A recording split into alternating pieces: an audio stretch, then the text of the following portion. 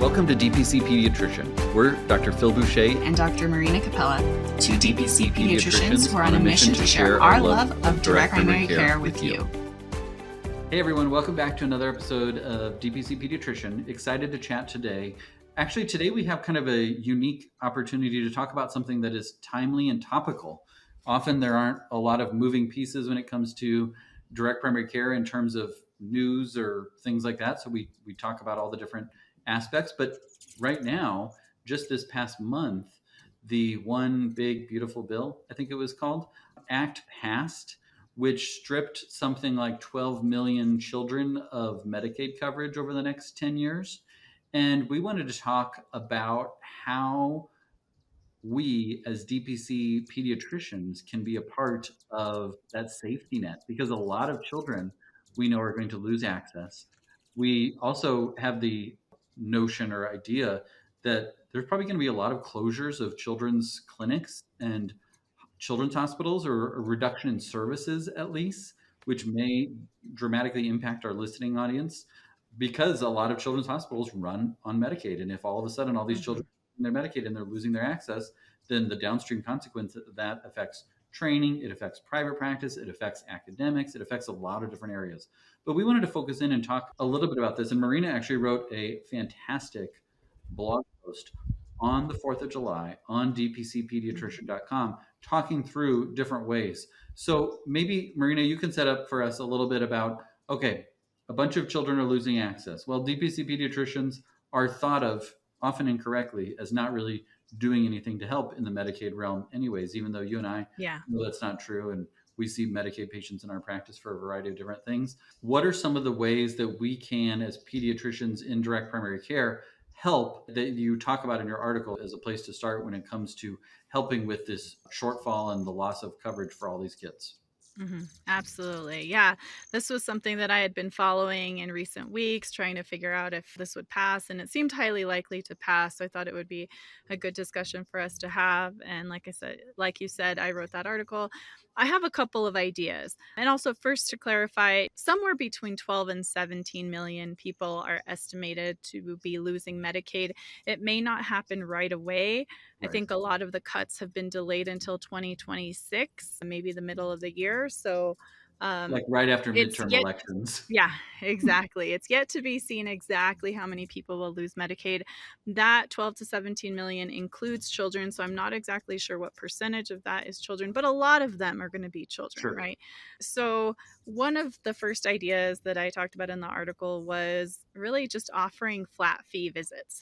And I grew up in a family who was an immigrant family and didn't have access to health insurance for various reasons, because of the jobs that my parents worked and because of immigration status. And so I remember growing up most of my life without health insurance and without access. And my parents, I don't know if we would have qualified for Medicaid, but there's certainly an attitude among many immigrant communities that they hesitate to use public services because of the whole public charge situation, that if they were to apply eventually for immigration status or citizenship, then it would be viewed against them that, oh, you were using public services and you're just costing our country resources. But that aside, like, I remember my family, the psychology around money was very much the psychology of, like, if we're not going to use it, we're not going to pay for it, right? So when we really needed things, my parents would figure out a way to come up with the money to pay for it. So one of my brothers fractured something one time when we figured out a way to pay for that. And my mom lost a toenail one time and we figured out a way to pay for that. But if they had been presented with this membership model that most of us do and say, oh, you're going to pay whether or not you need to see the doctor that month, I think it's a really hard sell for lower income communities, right? So just psychologically, there's a barrier. And that's where the flat fee visits really come in, because people, when they really need an urgent visit, or if they just really need their kid to get a sports physical or something like that, they're more likely to say, you know what, we can pay that amount to get our kid what they really need right now, right? And so it just increases accessibility for more people wherever they are on the income spectrum. I know I offer flat fee visits still. I have priced them somewhat higher, of course, for standard families, but I also offer discounts if a family is in a really hard place. How Hmm. about you, Phil? I know you offer flat fee visits. Tell me about what you think that has done for increasing accessibility to your practice. Yeah. Similarly, I think we have a lot of families that are in the same sort of boat that you were speaking to too, where they might not qualify for whatever reason, but they need a checkup. They need to Yeah. pay for vaccines out of pocket, but they want to get vaccines.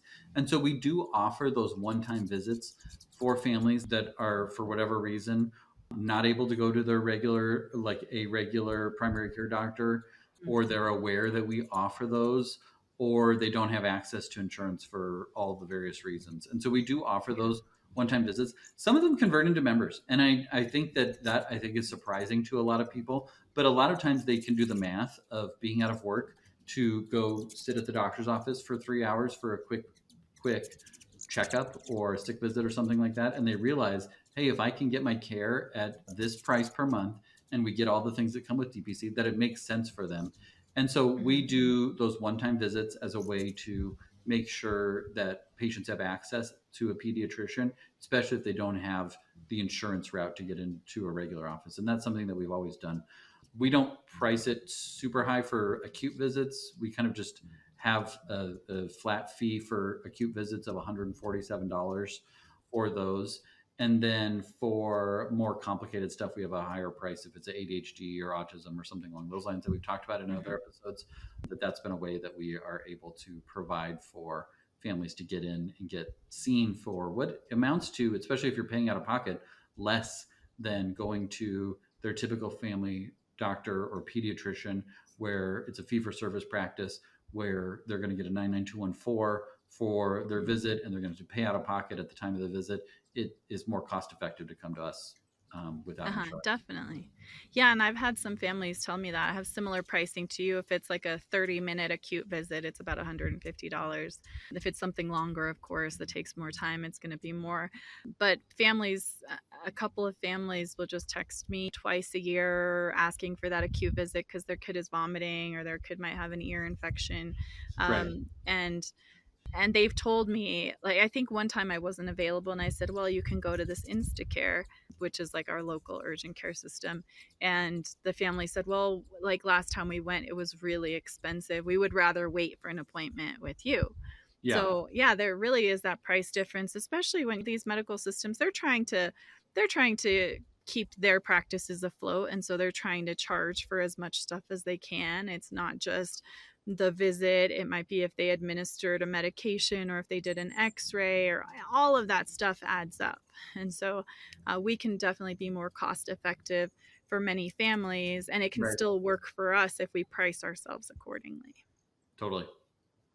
What about ways that we're able to help from a for families that are obviously they're on Medicaid, they're losing their Medicaid coverage, their money is Uh-huh. stretched tight. You talked about this a little bit in the article about ways to offer a discounted membership, and I'll share what we do, and then would love to hear what you do in your Yeah. practice.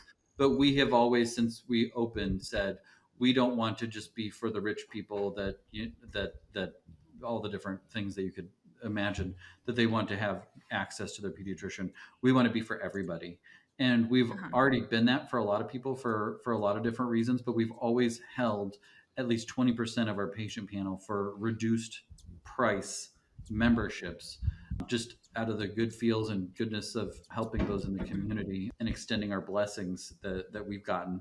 And so we've always had a reduced fee schedule that people just ask for, Uh-huh. and we then offer them. We don't require payment stubs or pay stubs or something, things along like that. We just Mm-hmm. don't have the bandwidth to be like checking people's pay stubs. Yeah. We say we have these spots available, 30%, 60%, or 90% off.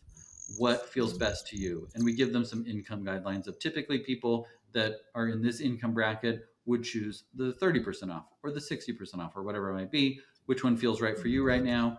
And then we, as long as we have space in our 20%, sign them up. and we don't require any sort of income verification or anything along those lines. That has worked for us. What about your experience with offering sliding scale or reduced fee memberships? Is that something that you've done? Yeah. I keep it a little simpler than you. I think you're better with automations, and so you have that that ability to do that. I offer up to a 50% discount for families, and sometimes I'm a little more flexible if they're like adding their third kid and they hardly ever come see me. I might reduce it a little bit more for families who really need it. I also see the children of some of my employees for free, and I know how much I pay them. I know they're not making a ton of money. And so I don't pay them poorly. I just don't pay them enough that they have a ton of discretionary income. And so I offer free care for some families and then also the discounted care for others. It's very subjective. Like you, I don't ask for pay stubs. I mean, can you do that? Yeah, absolutely. You can decide what your criteria is for offering discounts. But I think it's a nice way to serve the community. Probably 10% of my families are on a discounted rate, only because that's just how the numbers have worked, especially moving into a new building this past year, higher overhead, building out costs, all of that stuff. I couldn't do more than that. But I also have found other ways of serving that community. I've mentioned before, I see kids for car accidents, and it involves a little bit of painful paperwork, but those kids I'm seeing for the car accident, but I'm also sort of saying, hey, are you up to date on your vaccines? We have VFC vaccines. It's an opportunity to catch them up. A lot of those families do not have insurance or are on Medicaid. And so I feel like that's kind of a sideways way that I'm able to serve those families and also answer questions that maybe their general pediatrician hasn't answered.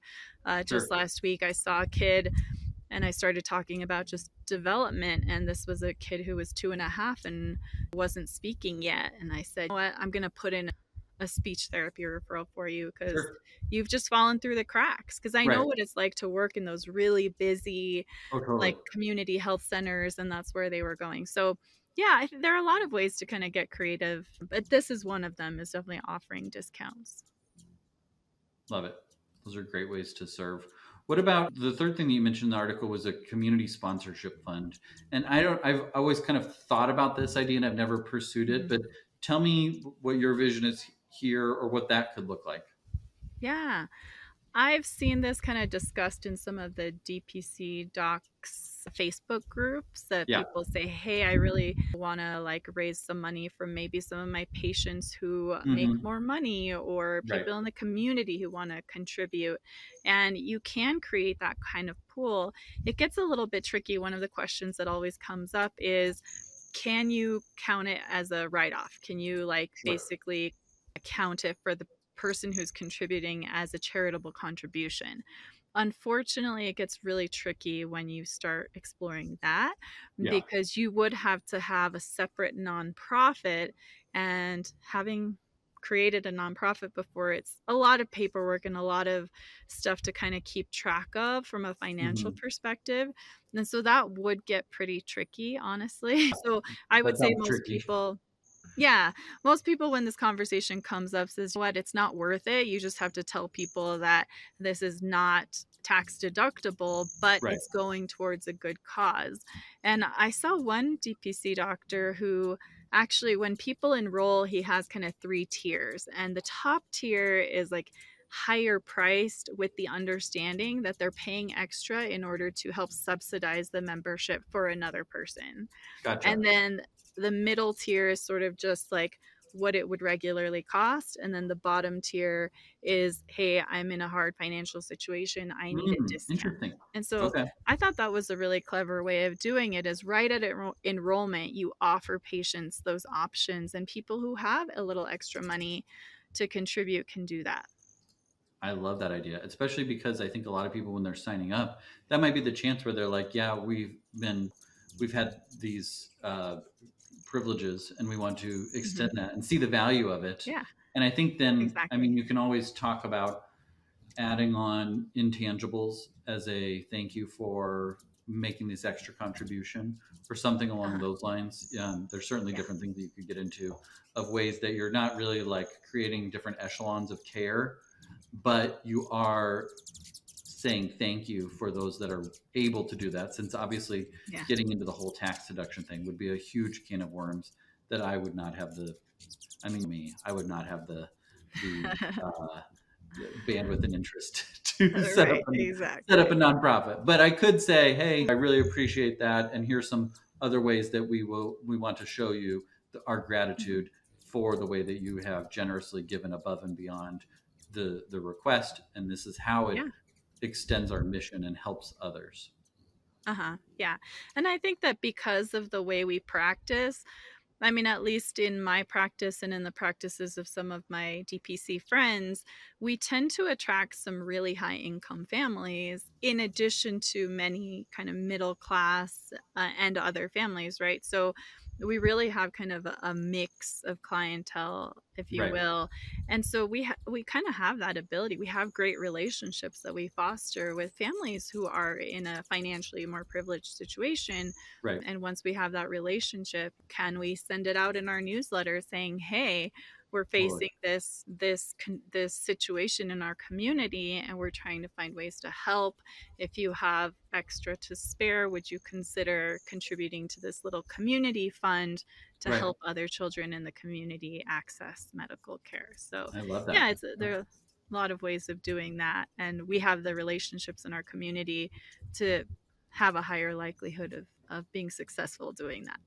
Totally.